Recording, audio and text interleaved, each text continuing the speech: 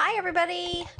Today we're going to talk about solving equations by adding and subtracting. For those of you who are in my class, this is working on the learning goal. I can write and solve equations involving one operation. This will be the first half of that, and then we'll cover the second half in the next section.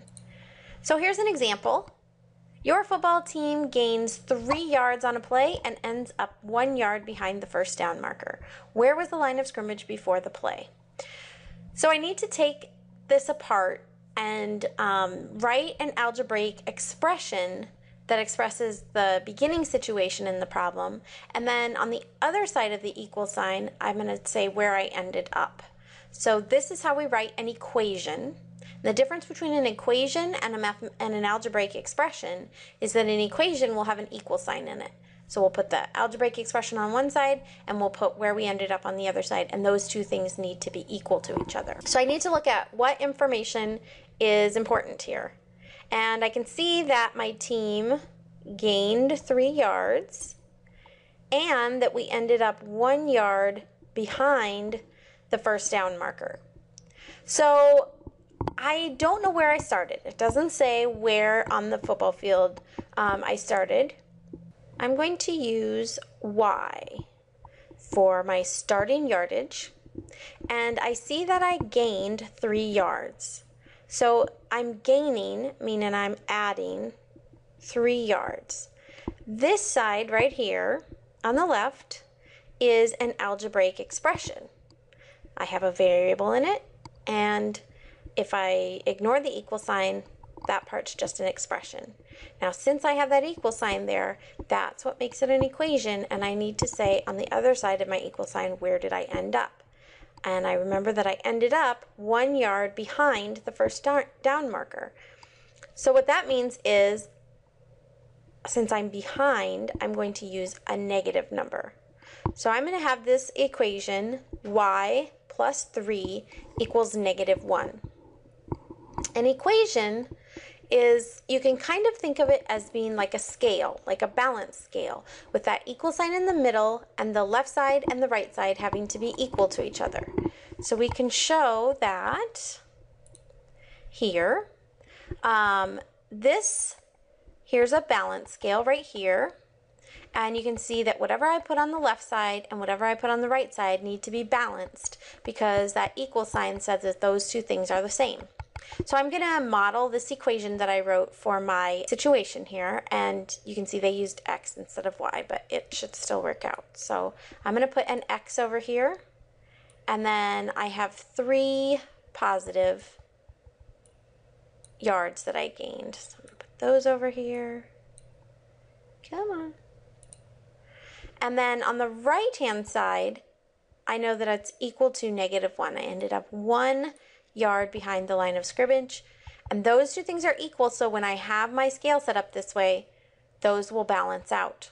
Now, whatever I do to one side of my equation, I have to do to my other side of my equation. So just like if I had a balance scale, if I set a weight on one side of the balance scale and I want to keep those two things balanced, I have to set an equal weight on the other side. Well, there are some properties in math that say the same thing. There's an addition property of equality and a subtraction property of equality for math that are basically the same idea. And what the addition property of equality says is that if I add the same number to both sides of an equation, the two sides will stay equal. So that's just like what I was saying with my balance scale. If I add a weight to one side, I need to add an equal weight to the other side to keep those two things balanced. And the subtraction property of equality basically says the same thing, but works with subtraction. If you subtract the same number from both sides of the equation, then the two sides will remain equal as well. So you can take this back to the balance scale analogy again. If I take weight off one side of my balance scale, I need to take an equal weight off the other side of my balance scale to keep those two sides working the same. I would like to get x all by itself so that I can figure out what it's equal to. So if I can get this balance scale to stay balanced and have x all by itself on one side, then whatever the weight on the other side is, that will tell me what x is equal to, as long as that part doesn't have any variables in it. So what I'm going to do is I'm going to try and get rid of these 3 that I added on here. And there's kind of two ways you could think about doing that. I could subtract those 3 off, or I could add a -1 to each one of those. And if I added a -1 to each one of those, remember, +1 plus -1 equals 0. So that would also get rid of these 3 additional things that are here that I want to get rid of so that I can just have the x all by itself. So if I add 3 -1s over here, that's going to get rid of those 3 extra 1s over here, and now I have x all by itself, but my scale's not balanced.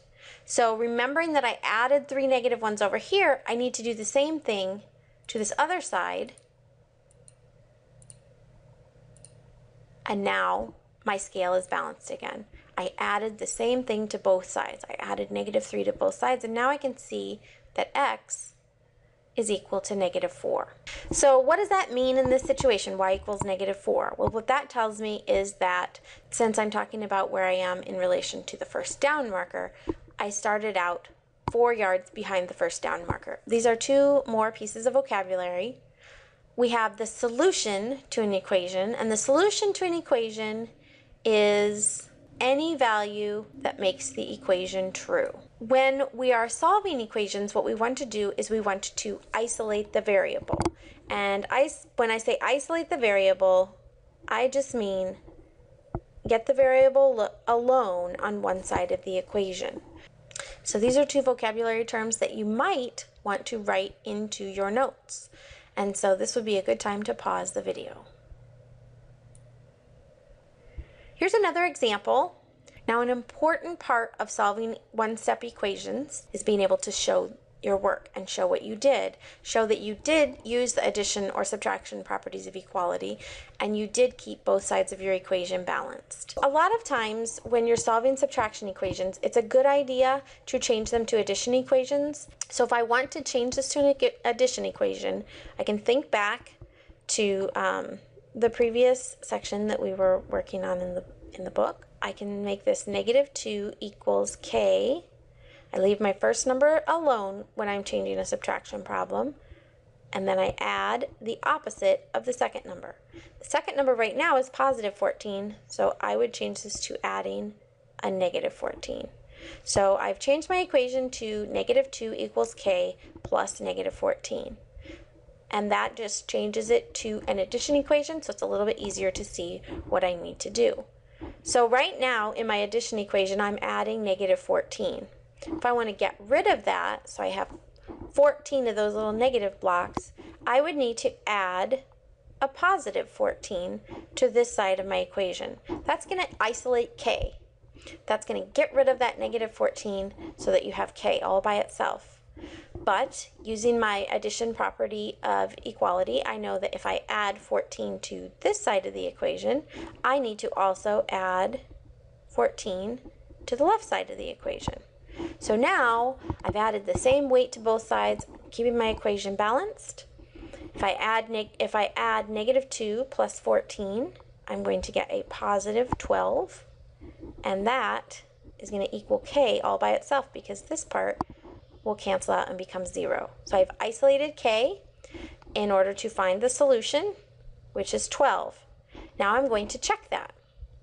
So the way I do that is take 12 and put it back into my original equation. So I'm going to see, is it really true that 12 minus 14 is equal to -2? So I do 12 minus 14, which is the same thing as 12 plus -14. When I add 12 plus -14, I am going to get -2, which is indeed equal to -2. So both of these sides equal the same thing, which means that 12 is a solution to this equation. So I have found this solution. Here's your free response question. Go ahead and pause the video and explain how an expression is different from an equation. And here's your multiple choice question. Again, go ahead and pause the video